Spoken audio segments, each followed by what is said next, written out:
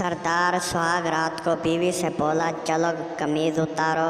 फिर परहेज़गार, बताओ उनमें से दूध आता है? बीवी बोली, हाँ आता है। सरदार बोला, तुम दूध निकालो, मैं रस लेकर आता हूँ। बीवी बोली, लाख दी लानत तेरे सुहाग रात पे।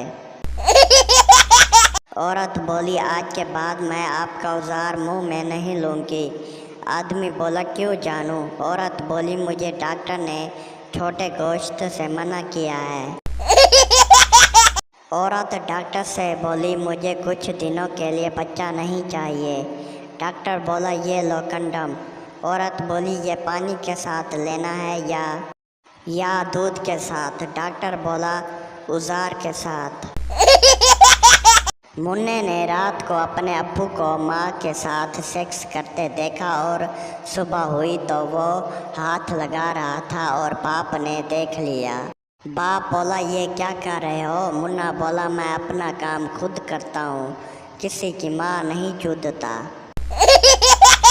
शादी की छठी माह बाद लड़की घर आकर कहती है, माँ आपने जो बेड दिया था वो छोटा है। माँ बोली, पहले क्यों नहीं बताया जो अब बता रही हो? लड़की बोली, माँ ना पूछ, पिछले 6 माह में मेरी टांगें तो ऊपर रही हैं, आज टांगें सीधी की हैं तो बता दिया। शौहर और बीवी, बस करो जी, रात 12 बजे से कर रहे हो, सुबह 8 बज चुके हैं, थके नहीं क्या?